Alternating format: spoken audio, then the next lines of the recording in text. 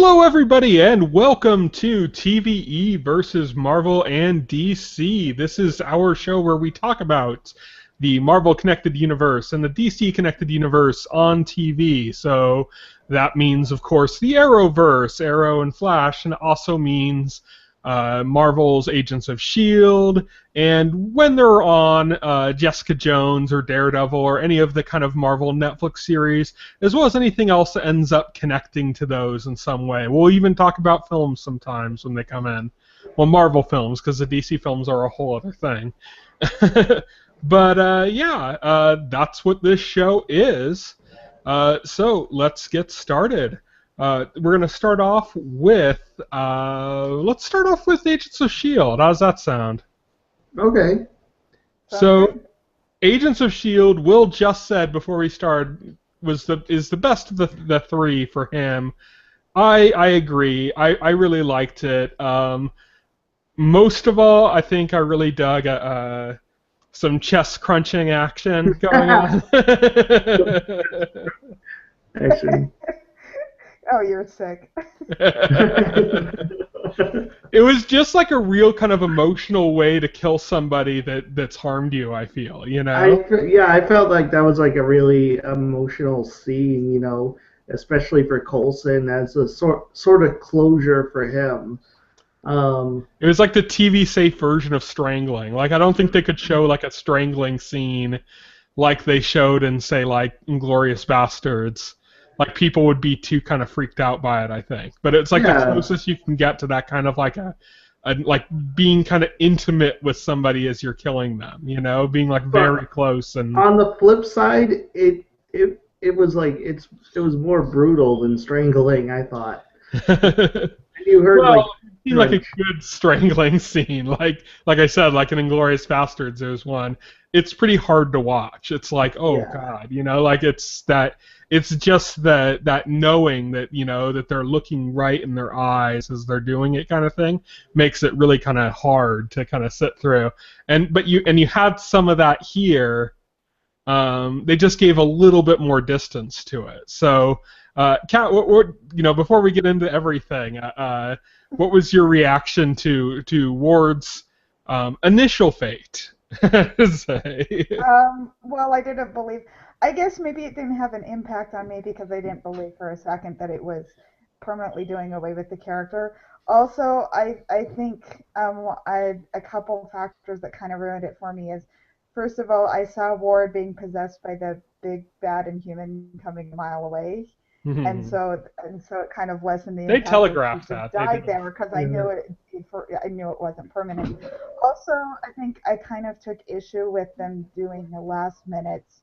This is all about Coulson and Ward that they did in the season, and I thought it was like, well, the point is that the whole team did, not just Coulson. Had the history with Ward, and suddenly at the last minute in the last 2 episodes they made it just Coulson and Ward, and so I guess maybe I didn't feel the impact of that as much.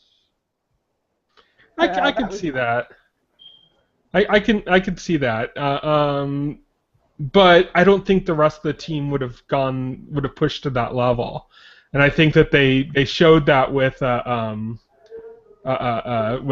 Fitz's reaction. Well, Fitz's reaction. Well, what's different between Coulson and Ward is that Ward didn't actually manage to kill anybody close to the other members. Like, there was attempted murder. There was that, but he hadn't actually managed to kill anybody, whereas he managed to kill Rosalind and set Coulson off. And I think that made it much, much more personal for Coulson. And while it was personal for like everybody else, there wasn't like that sense of pain or loss for them in anything involving Ward that there has to have been for Coulson. I get what you're saying. I guess what I'm saying is, like, from a storytelling perspective, from the perspective of this season as a whole, I feel like the last 2 episodes, they just suddenly, 11th hour, decided to make this all about Coulson. It was a pretty sudden change. It had a whole lot building up towards it. And so I guess that combined, because I get what you're saying, like, because it's true, they did personalize it for Coulson. I just feel like it was personalized for the whole team, and then suddenly at the last minute they made it just personalized for Coulson, and for a season that has spent as much time building up its story elements, I felt like that was one that was not earned, at least for me. I don't think it's the end of the drama that comes from that scene, though. I think even before we see Ward again, this is going to come into play, because, I mean, when Coulson left his hand behind, I think that was like a sign somewhat of remorse. Like, I don't think he feels bad that he killed Ward, but, like, he feels like, in a sense, that Ward at one point was one of his soldiers, and that in some way he, like, you know what I mean? Like, there is some kind of regret he feels of some sort. We keep Really? for I doing leaving that. his hand behind was his mic drop. Yeah, I thought You that think was. so? I took it Yeah. like that. I don't know. I guess we'll see when the series comes back and see. I felt like it was him leaving that part of him behind.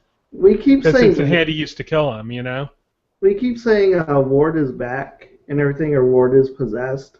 But I think more of the idea is like this isn't Ward now. This is an entirely different character, just being played by the same actor. It's going to be similar to Ward, though, just like Will was similar to Will. Right. I think. I think at this point we just don't know any of the rules regarding this new human, and we don't need to. We haven't needed to up at this point. It's really just speculation. So I don't know to what extent it'll be Ward, to what extent it'll be the Inhuman. I think that's all just very much up in the air. Yeah. So let's talk about more of the episode beyond the chest crushing. So we mentioned Will earlier. That in general was really kind of it was something I kind of expected to see happening, but I like the kind of the way they revealed it. I like that, like, Fitz was actually kind of becoming friends with him in a way, you know, and the way they telegraph certain aspects of it, like he'd go from being like, you know, it's almost like those explainable horrors, like he killed all those people and then he said to Fitz, like, well, they were going to kill us, do you see any other way, or something like that. But at the same time, it's kind of like, okay, something's not right, you know. Yeah. And I thought that was well telegraphed, like, you know, I think I saw this coming episodes ago, you know, that something like this was going to happen. But like, I like the way they telegraphed it within the episode. Sure. No, I can see that. That was kind of one of my issues with this episode, is my response to, like, because they've had 3 big bad reveals that were all supposed to be a surprise this season, and I saw all 3 of them coming. I guessed that Ward was going to turn out to be the big bad Inhuman. I guessed, or that Will was going to turn out to be the big bad Inhuman. I guess that Ward would be possessed by it, and I guess that Andrew would be Lash. And so I guess I feel kind of like, okay, show, maybe you could be a little bit smarter than the audience. They over-telegraph. They need to be a little bit more subtle. Again, I guess we're seeing, like, kind of, you know, the weaknesses in the writing that we saw from season 1, which the show has improved by leaps and bounds, but there are still flaws present, and they are still very much there. Yeah, I guess still, I'm hoping they'll great show, be though. more coy in the back half of it. Yeah.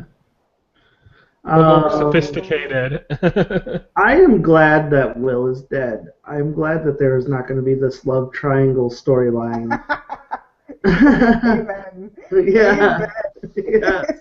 I like that they established that he died saving her too, like he's been dead this whole time, kind of thing. Right. You know? Yeah. Like definitely. they're looking back to try to get him. He was already gone, you know. Mm-hmm. So yeah, that does make it. Poor Will. Yeah. Will, he waited so long in the planet and never got off. But I have to agree. I'm glad we'll be spared the love triangle. Oh yes. Thank God. So we kind of got like some hints towards what this creature that was possessing Will was. A lot of people for a while thought it was death. They made some references that sounded like it's going to be death in this episode, including directly saying it's death, but not necessarily referring to that as an entity. Don't they call the planet Hell? Well, The planet is Hell. there is a hell in the MCU or in the Marvel universe. It's like it's the afterlife planet for, I think it's not pronounced hell though, but it's spelled differently or something. But it's like an Asgardian afterlife or something. Okay, because it could certainly Planet. be.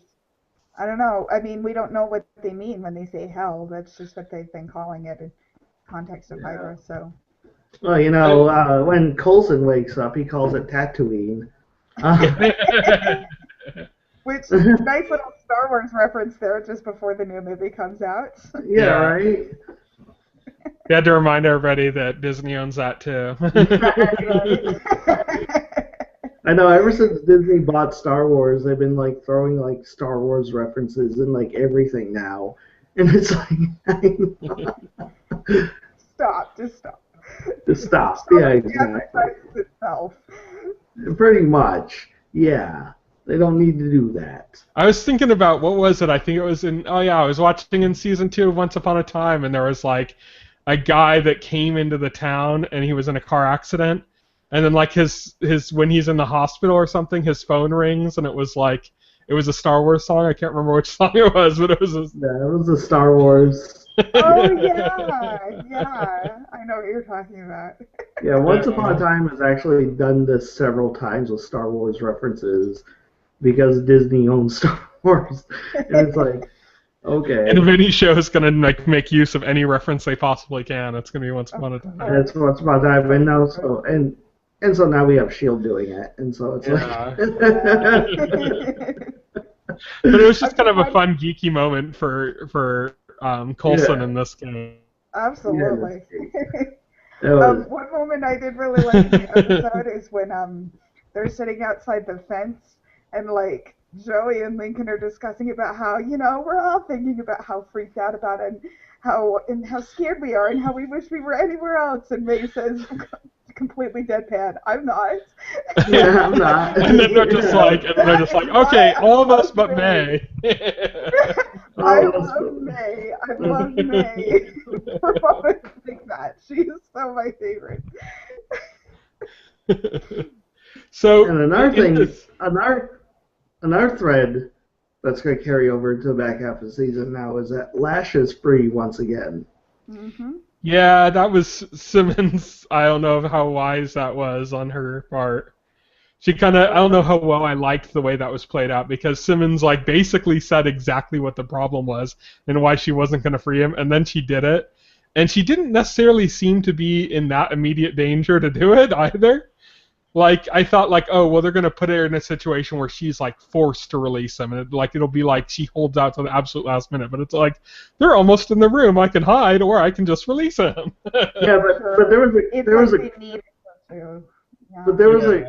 a great moment where they discovered all the Inhumans were dead.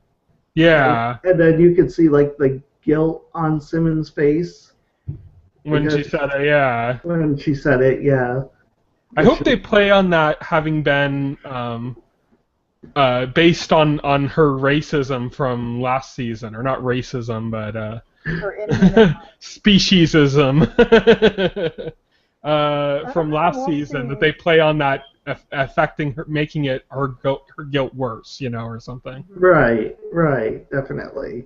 The one reason I wouldn't want them to is because I kind of feel like Lash has become May's thing, and I don't want Lash it to be hijacked by someone else. Yeah, Lash is now Simmons' thing. No, I just mean not in feeling responsible for Lash so much as in like feeling like she's partially to blame for these deaths and how she felt before about them and stuff like that, and so less about using Lash as her means of personifying her guilt or something, just kind of like addressing her own phobia or fear of the Inhumans. Because Simmons wasn't like totally honest with everybody either. she told everybody Lash was loose, but she never told anybody like the reason. Yeah, she Lash said he got saved loose. my life. Yeah, he saved my life. So she was kind of like withholding information, and as that's going to become a factor later on as Lash continues to do horrible things. Yeah, I guess we'll see. Yeah. I did want to say, I think I found Lincoln to be a really snoozeworthy character ever since, Yeah. well, pretty much. And Oh yeah. Joey displayed more personality than Lincoln has pretty much the entire time he's been on the series. So I want them to get rid of Lincoln and keep Joey. Because I Yeah. like Joey more. And Joey is Like like, Joey in that moment when he stops the bullets and he's like, I'm bulletproof. I'm bulletproof. I like the actor who plays Lincoln. I just don't feel they write him right, you know? Lincoln Like has every so often he gets like the right kind of line that matches and it fits. But usually he just kind of comes off, wet, like you said, just not. Like he barely has a personality. He barely has a personality. And then he and Daisy kiss because that's Yeah. a thing? Like, I don't mind. Yeah, I know. Like Daisy and Lincoln are supposed to be like lovers or something, and it's like They're gonna make it a whole thing that like Daisy's sick of being attracted to guys that are interesting because it always turns out badly, and that's her whole attraction. Well, I That's feel right. like that's maybe part of Lincoln's problem is that he's filling the same role that Ward was supposed to fill first season. The bland pretty boy who has romantic feelings for Daisy. But that didn't really work out for Ward, and they had to turn him evil to make him interesting. So I don't know. Right, I know. Yeah. Ward became interesting, and so that didn't work anymore. And so I think there's other ways they can do it with Lincoln. I don't really necessarily care about the relationship either way. It's not like there are some relationships on shows that like irk me that they exist. Felicity and Oliver being one.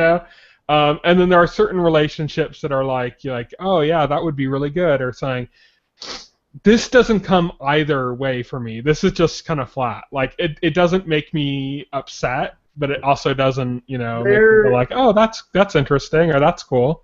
There is currently nobody on the show I would ship Daisy with at the moment. And you know what? She doesn't need to be in a relationship. She Yeah. She has material all on her own. So. Yeah. Right, exactly. She is kick-ass woman all on her own.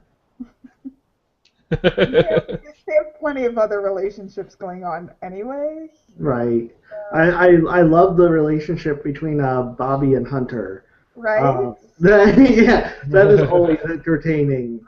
They have such amazing chemistry together. Yeah. Let's focus on that. Yeah, they've been able to do relationships well, certain ones. I think it's just like a weird thing on TV. Like if you have a strong central character, they have to have a love interest. Yeah, it's unfortunate, but I'd be happy to do away with that trope. Yeah, I would as well. I'd be happy to see more shows that don't have a relationship at the center of the entire, like a comedy that doesn't have a relationship at the center of the entire thing. Unless you're Coulson, where you go like 3 seasons without love interest, then they give you one, and then they kill her off right away.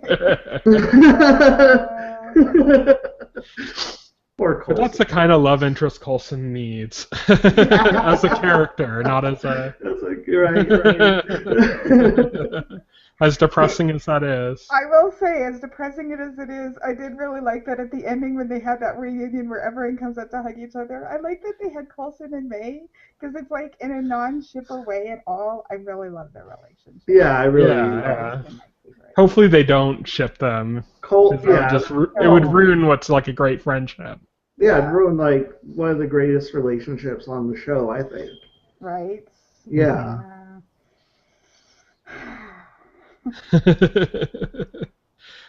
So let's see, anything else in this episode to talk about? Saw a giant Hydra symbol. That was actually really cool. I was like blown away by that. I was like, as much as like the characters were like blown away, I was kind of blown away by that. I liked And Ward's delivery of "Hail Hydra." Yeah. and all the reveal of some of the history on the planet, like that there used to be civilization and stuff. Yeah, like when you got that shot of like the city, I thought, oh, this is. I want to know like everything about this place now. Right? Yeah. I'm genuinely excited for that. I'm like geeking out over the possibility of more lore. Yeah. It's cool. I don't know if they're ever going to go back there because. Well, there's not really a reason to, unless. Yeah, and they blew it up. So unless they took the stones. It's so hard to get to and from. So I imagine we'll learn more through Ward's flesh, Inhuman, whatever. He really needs a name because I just keep wanting to call him Apocalypse. I know. There is like a theory about who he is that seems like the most spot on, and I can't remember the name of the character, but it's a character that in the comics was like created by Hydra, and it's or something that are like bound together into like one large form or something. And they've done the same kind of thing, like taken over. And when you saw the thing kind of come out of the mouth like a parasite, like there's a lot of things that make it seem like it. And he was like one of the like most important parts of Hydra, but not necessarily, like where they make it sound like it's like this godlike figure that predates Hydra.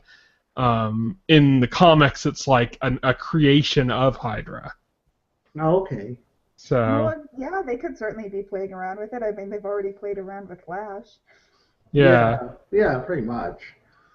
I mean, I don't see why not. Yeah, so that seems to be to me to be the most likely of the candidates for it. I don't think it's a death anymore. No, it's not, because then because if it was death, then it'd be tied into Thanos and the whole Infinity Gauntlet thing, and I just don't think they would do that for Agents of S.H.I.E.L.D. At least this early. Yeah. I didn't think they would either, but they hinted at it. They were relentless about teasing that as a possibility. Yeah. They even did that because they were playing with the fans, because the fans were saying that for a while. Yeah. They had the what was the thing they had with in this episode, like I said, where he's all, you know what this character means, and Simmons was all death, and he's like, that's what's there. That's what's there. Yeah. And we're gonna bring it back, So definitely a lot of plays on that, just kind of teasing with fan expectations, but yeah. Should we move on then, or do you guys have anything else to say about S.H.I.E.L.D.? Yeah, let's move on. Yep. Yeah, let's I move just on. watched The Flash, so I have lots of opinions about it. It's fresh on your mind.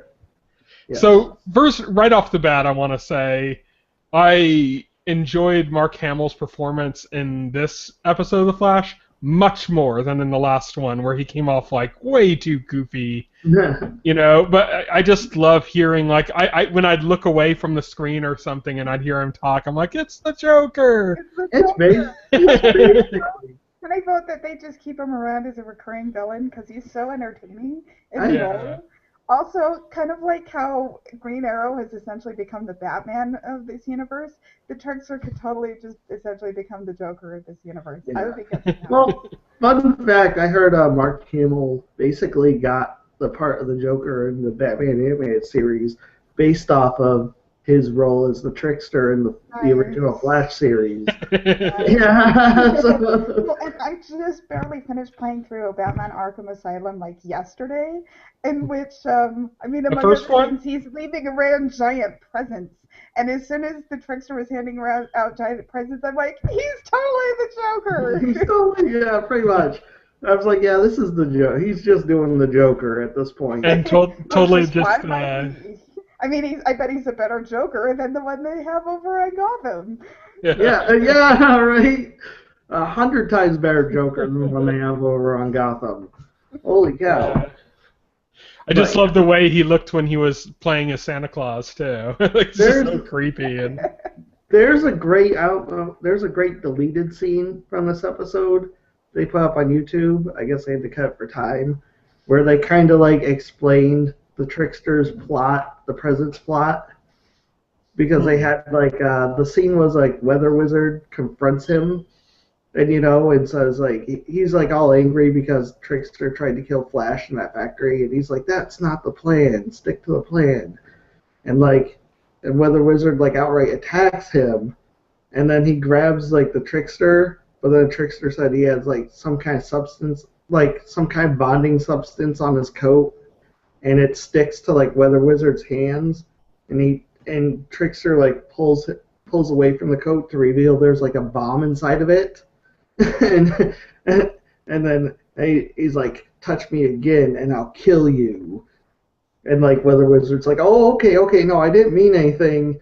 I was just saying that. Speaking of a bonding solution, I hated the Deus Ex Machina in this episode of how they got rid of the bombs. Yeah, how stupid was that? Like, that was really stupid. It'll rise into the sky and then it'll become a magnet for all other bombs made by the what? I'd just like to take this opportunity to say, based on the way this show uses science and logic, I really didn't find it to be that unusual. I mean, this is a show where Captain Cold is able to freeze, what was it, those little lights? The lasers, yeah. Yeah, little lasers. Yeah, that was bad, too. And they fixed a paradox by having someone make a giant explosion inside of it. I totally get what you're saying. I agree with you, it's ridiculous, but to me that's par for the course on it. The thing was the villains came up with a plan that was like too perfect and worked too well that the writers couldn't really write a convincing way for the heroes to get out of it. Crazy science!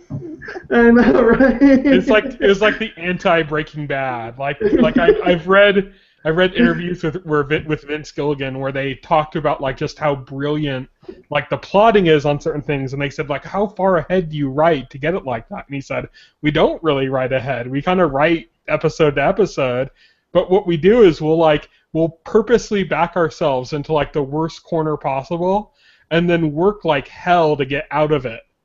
Like they put in the work to make it like a reasonable escape out of that, and that's what makes you feel like, oh my god, all the clues were there all along. It's like, no, they weren't.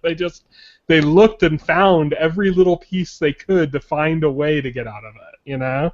Right. It was like they were playing one of those escape rooms. You know? They're like, okay, well we left a key there. We didn't mean to, but it happened to be there, which means we can use that later. And and this is like the opposite of that. This is just they dug themselves into a corner by accident, and then said, "How do we get out of it? Magic." Yeah. We'll just call it science. Yeah, that's to me that's totally just how this show operates. Yeah. That is definitely true. Thanks for reminding me about the freezing the lasers thing. That was. Oh my god! If I seriously smacked my forehead, if that would have been, oh come on. One thing I was disappointed in is that we got Captain Cold for like 5 minutes because apparently he was only freed so he could go on to the new show. Legends of Tomorrow. Yeah. They had to drop some hints to say maybe he is a decent person too. So and I'm like, this episode would have been much better if it was Captain Cold and Trickster teaming up because their personalities are just so large. Also, he reminds me too much of Storm, and I'm like, he's nowhere near as cool as Storm. I mean, he can even fly now. Weather Wizard just doesn't. Yeah, Weather Wizard just doesn't have that kind of over-the-top personality that makes like villains on the show so enjoyable. But they need to bring him back just because they need as many Spartacus stars and Arrow as possible. Oh yeah. Arrow and Flash, you know. Any DC show needs its quota of Spartacus stars. Yeah, Spartacus stars. But see, that was kind of my fundamental issue with the episode. Even though I enjoyed a lot of the individual pieces of it, they had way, way, way too much going on in it. I mean, they had Harry making the deal with Zoom. They had Patty trying to come to terms, like pursuing the Weather Wizard.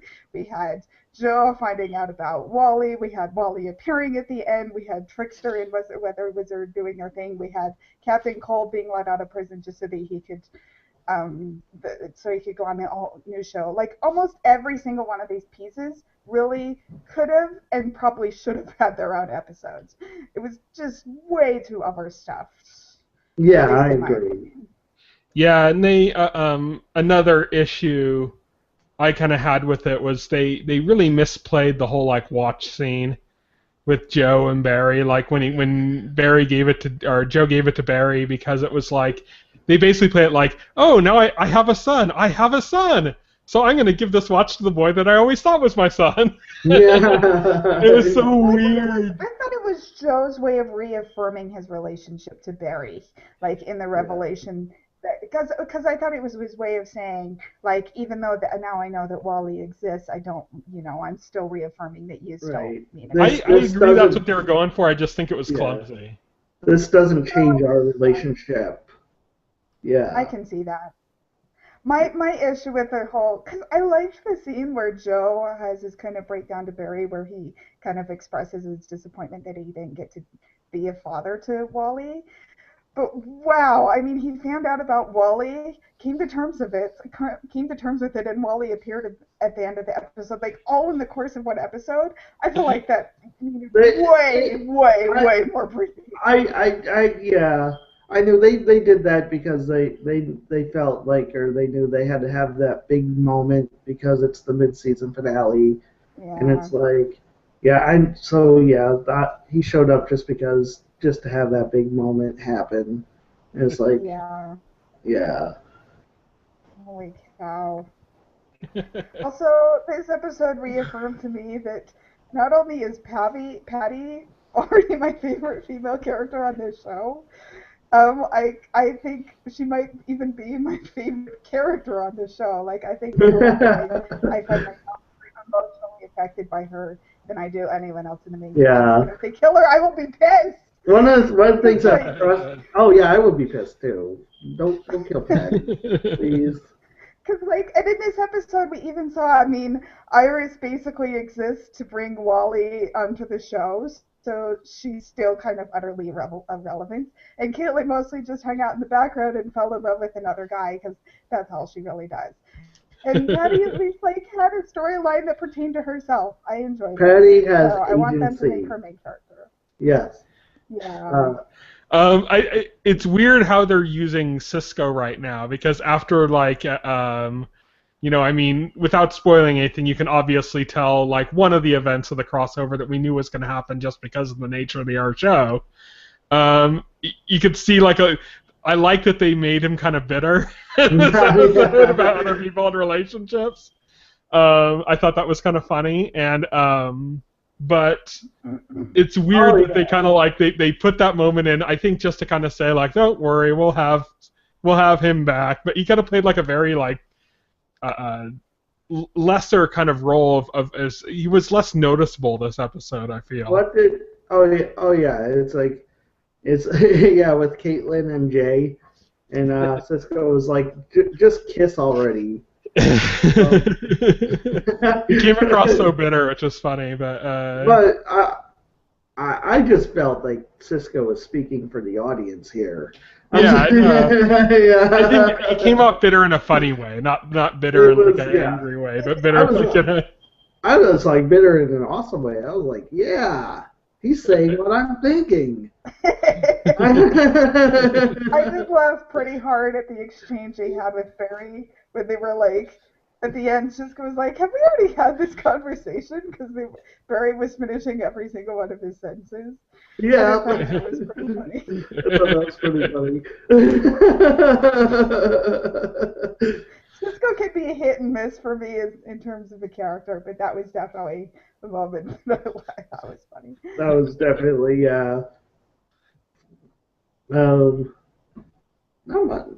not much else to discuss here. Yeah, well, we got to see. I did like the moment between Earth 2 Harrison Wells and Zoom at the end. And Oh my God. when Zoom brought his daughter to him, like just sped her to him, and then she was like, "Don't let him take me back," and he's like, "I won't," and then she's gone. Yeah. And you could just God. see like his heart get ripped out the second that happens, you know, like. I forgot about the single best moment of this episode is when it begins with Zoom saying Merry Christmas. Well,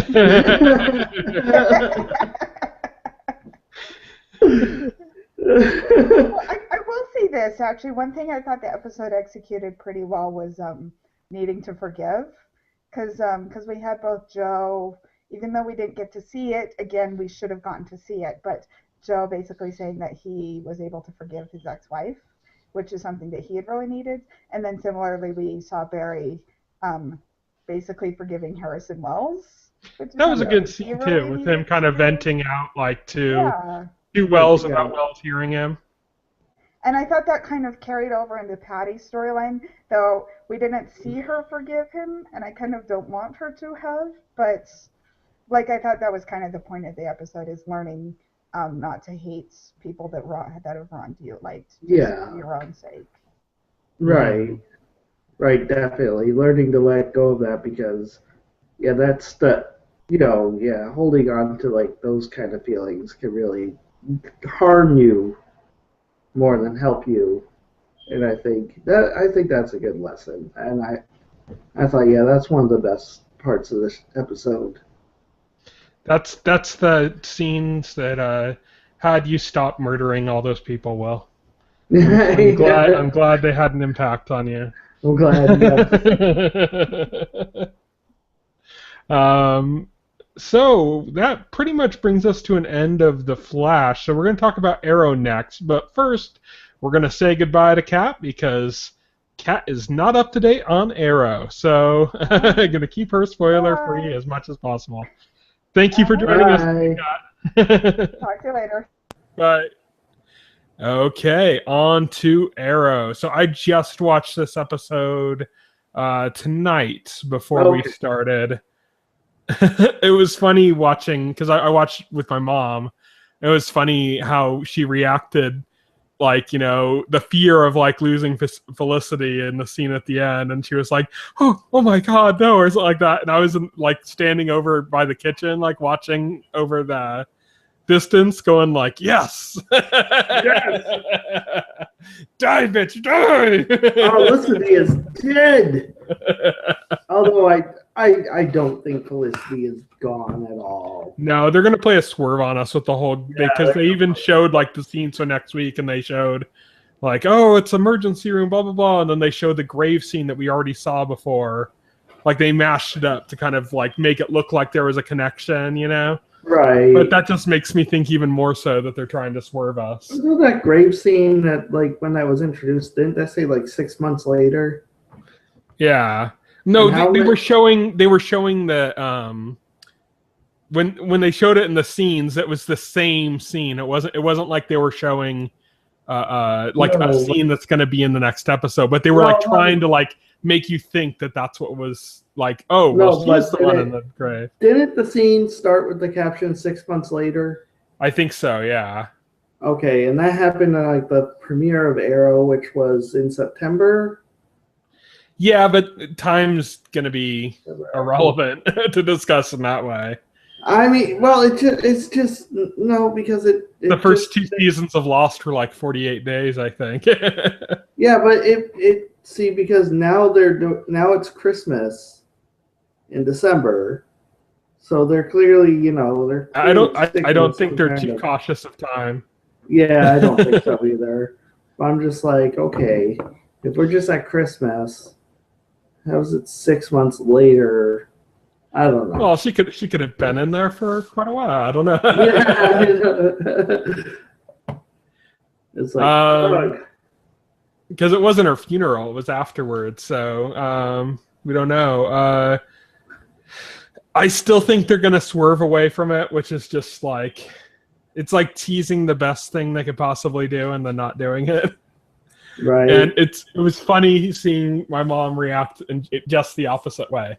And I didn't want to taint it for her and go like, explain to her why Felicity's horrible now, and I hate her being with Oliver and doing all that stuff. I'm like, oh, I'll just let her have her thing, you know. But it was funny, like sitting there, like I'm feeling like, yes, die, and she's like, no, not Felicity. Now Oliver can get back with Laurel, and we could have the one true pairing. Or anyone else. Anyone else. Jesus, I mean, if I had the pick of women Oliver Queen had, I wouldn't go with Felicity. That's for sure. I mean, not that Felicity is bad looking or anything. I mean, but she's so annoying. I thought for sure that, when we first saw that grave reveal that it was going to be Felicity, that they were building towards that and that was going to happen. I just didn't want to hope too much for it because I didn't want to be let down. Now, like, when they're making it look like it's definitely going to be her, makes me think that it's definitely not going to be her. Well, see, yeah, I mean, I don't know, because it could be his son. It has to, right? Oh yeah, right. Swerve. I mean, it feels like it has to be her because A, she's not there with Oliver in that scene. Super weird. Mm-hmm. B, Barry shows up, and Barry is good friends with Felicity, so it makes sense that he'd show up, even if he couldn't be there for a funeral because of Zoom. But it wasn't the funeral, so him showing up would be more for Oliver than for whoever Oliver lost. That's true. True. I don't know. I mean, no, because he says like, "Sorry, I missed the funeral," and then they explain, because of Zoom. Yeah. Barry couldn't be there. Maybe they'll do the double swerve like they did in the first season of Flash, where it seems so obvious that Harrison Wells was the Reverse Flash, and then they did like the whole scene to like give Harrison Wells an alibi. Yeah. And then it turned out Harrison Wells was. Yeah. Or maybe it's Zoom in that grave. And that's why Oliver looked up the grave and said Zoom, and Barry's like, yes, I could read a tombstone.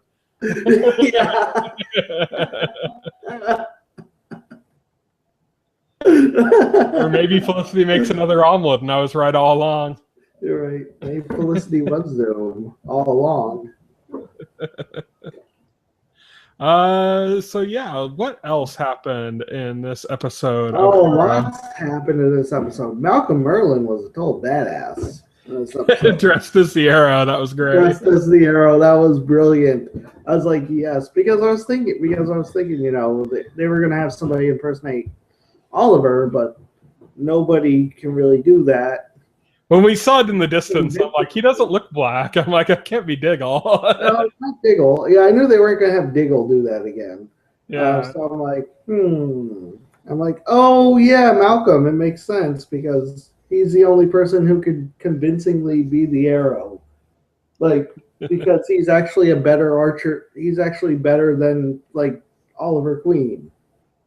I like his own thing.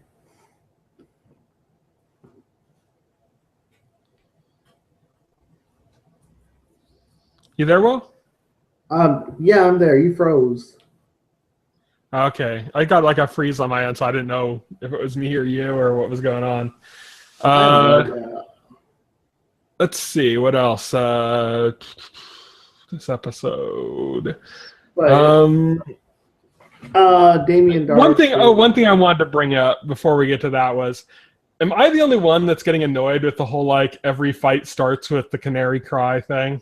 Yes. It just seems like formulaic, like, the heroes show up. She jumps out in front of the group and goes, ah! It looks so ridiculous doing it. Yeah. It's like, I wish they just kept it as this thing that she threw, like a sound grenade or something. I wish they just left it. I don't know. Did you see like Birds of Prey? Oh God, so long ago. I watched, I think, the first episode before I was like, this is so painful. Yeah, it was not a good thing, but I think they did the canary cry better in that. I don't know. How did they do it in that? I think I don't think it was like so dramatic. I think she just screamed and then they had like CGI sound waves come out of her mouth or something. And it looked, Yeah. it at least looked better. It looks ridiculous. And Laura, like, her mouth open going, Yeah, I mean, yeah, like Black Canary in that show did not do the whole Laurel thing where like she just like I don't know. It's ridiculous, totally ridiculous the way she does it, and it's just like okay. it's like every fight start. It's almost like in Power Rangers when they would use the stock footage. And it was like, oh, Yes. it's the same stock footage, even though it doesn't match the background. Like, you know, they like show like something happening like that, you know? It's almost like they could just make stock footage of her jumping in front with all the rest of the heroes behind her and doing the canary cry at the beginning of every fucking fight. I don't know why one of the heroes hasn't said, you know, we can hear that shit too. Yeah, I know. No, It's all you think it disables them, but you know, why don't you wait till you get a clear shot at them because you know you're busting our eardrums too. Yeah, exactly. Yeah, exactly. Holy cow. But you know, I think overall, you know, I thought this was the second strongest episode this week. Damien Dark was, of course, very menacing in this. He was great in this episode, actually. Got to see him read some kind of incantation or Yeah. speak some incantation before he looked like he was dying, and then he said some incantation, and then later on we saw him walking behind this woman, very tense scene. Then we realized, oh, it's his wife and daughter. Apparently, he has a family. Yeah. It's like this very normal family, and that kind of took me aback. I was like, And wow. they intercut that with the assault on Felicity and all that. That was a great ending to the episode. The way they did that, it was a very Godfather-esque. I was gonna say differently, like that. It sounds like I'm saying something bad, but I'm not. It reminded me of like the better parts of Smallville. Like when Smallville would do something. Smallville did one where, what was it? Where like Lionel was in prison and he was getting like his hair cut off or something. And then they had opera music playing and they were intercutting that with like basically this plan he had coming to fruition and all the people. It was a Godfather-esque scene. And that's what it reminded me of, you know? Yeah, definitely.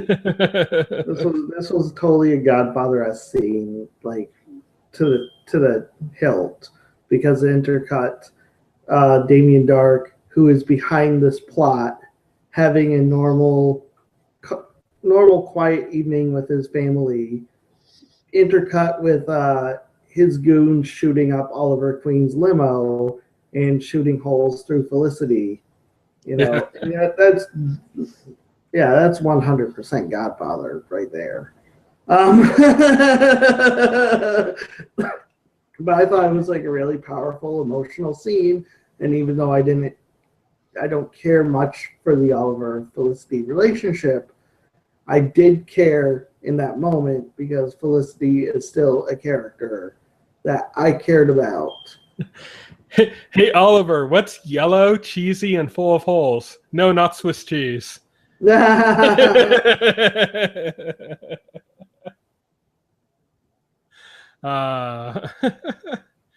yeah, I'm hoping she's gone because we just need to end this. And what else better to make Oliver brood than a lost love? Right. Although, do we need Broody Oliver back? I think so. We need Broody Oliver more than we need Moody Oliver. Yeah. There's like a difference, you know? Like Broody Oliver is like kind of moody but then getting stuff done. Moody Oliver is just like bitching and whining all the time. Like I'd rather have the Oliver that's like taking risks and doing dangerous things than the Oliver that's lecturing other people about taking risks and doing dangerous things. Maybe he'll go back to killing people. Well, he said he's gonna kill Damien Dark, so. Well, yeah, that's true. So you distracted Felicity, and she burned this omelet. And then she burned this omelet. Oh my God, omelette du fromage. What else did we have in this episode? Anything else?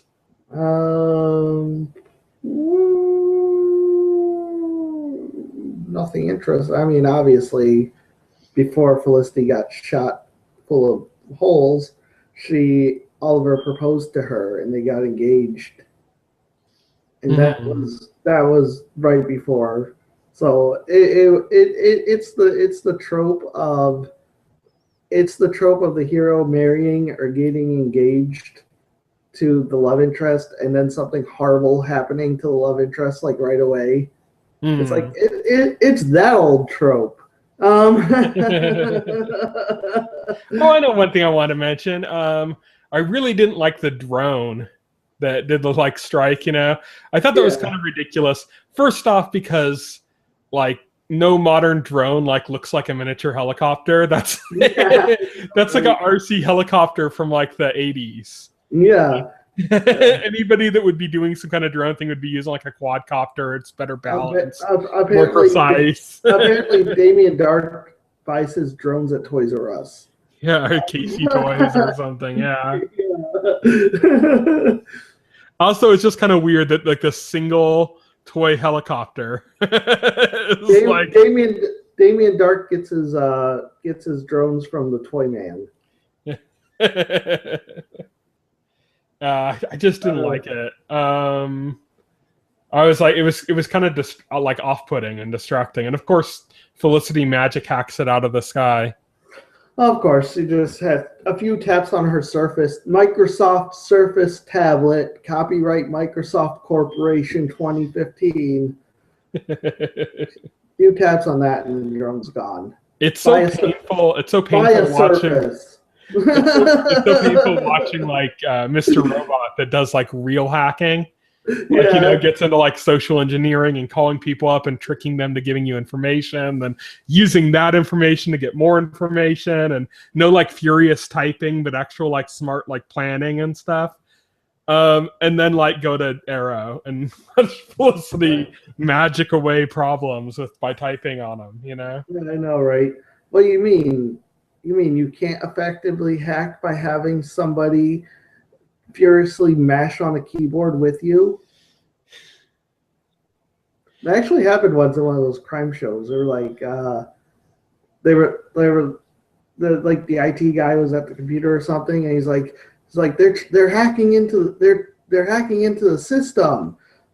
I can't stop it, and he's like furiously typing at the keyboard. Then the other guy runs up and starts mashing keys on the keyboard, and they're both mashing keys on the same keyboard at the same time. I'm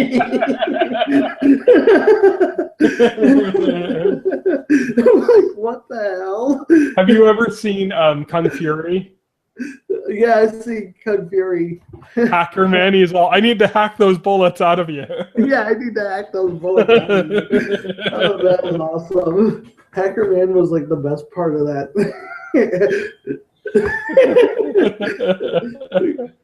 Because like any magic thing, he hacked him back. He hacked time. He hacked him back in time. How can I go back in time? Well, I can hack time, and then you stand on top of this Commodore 64 like a surfboard, and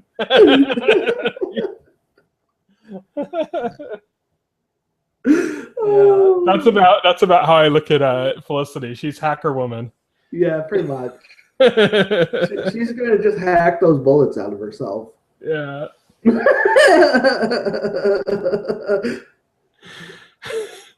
When she dies, like instead of like her body, like they'll just cut to like a blue screen of death. Well,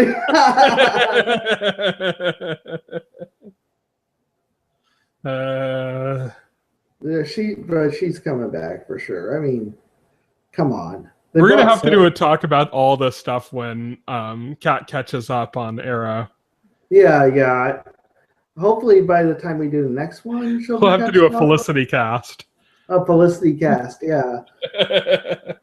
Yeah, because one thing I didn't mention earlier, this is going to be our last one for quite a while, I believe. Let me look. I think Agent Carter's on like the 20th or something like that, the 19th, something like that. So our next one is probably going to be on the 23rd, I'm guessing. So right before Christmas. Geez, yeah, maybe not. Maybe we just won't even do it then. Yeah, because we'll only have Agent Carter talk about, and that wouldn't make for. Oh no, wait, better. that's January 23rd, not December 23rd. Oh, geez, okay. Yeah, that's after Christmas. That's quicker than I thought. So January 23rd. Yeah, it'll be something like January 23rd might be our next. No, not 23rd. I'm sorry, 24th. January It's Saturday. Might be our next one. So like almost a full month without any video casts. Yeah, and then we're gonna have to maybe start doing multiple ones. Yeah. Because, I mean, we got this. There's some other ones I'm thinking about maybe doing some on, like Better Call Saul or something. But I don't know. Definitely gonna do it for Game of Thrones again, though, right? Oh yeah, definitely. Game of Thrones like deserves it. Yeah, like, and more than anything. And that should start in April, so these shows should still be on. These shows usually tend to end in May. So we'll be doing 2 of them a week. At least. Plus the podcast. Plus the podcast. What are we going to talk about on the podcast? The weather. Have the weather. It's like, oh, did you see what? No, that's a video cast. Okay, no, that's another video cast. We're just going to have to watch more TV. Do you see what happened in Martha Stewart Living this week, I guess? Did you see what Donald Trump just said? For real. And you just froze again. All right. Well, that's going to bring us to an end, though. So, yeah, check us out. Not next week. We're not going to be back next week. Probably going to be the video. We're probably going to record on January 24th. So look around the 25th, probably when we're going to have our next one up. No promises. That's a January 25th, not December, not Christmas Day. But yeah, that's when we'll probably come back to do it. That should be around the time that Agent Carter and Legends of Tomorrow are on. And so that's what we'll be talking about primarily, I believe. Thank you, everybody, for watching. You can check all of our content on TVEnthusiast.com. You can check out our weekly podcast, which probably won't have a few weeks of those. We'll probably do one this week and then not do one for a while on that one as well, just because of the holidays. But always gonna check the site. We're gonna have stuff going up. We're gonna have a series of articles coming up around Christmas. So we should have 8 articles going up the weeks of Christmas and New Year's that are specifically about the state of television in 2015 and what we're looking towards in 2016. So that's going to be interesting. Also, soon around the time this goes up, I should also have 2 impressions pieces going up on the site. One for Childhood End and one for The Expanse, both of which premiere on the 14th. So that should be the day this is out. So thank you, everybody, for watching. I am your host, Tyson, and joining me today was Will and Kat, who had to leave early. So, talk to you later. Night. Night.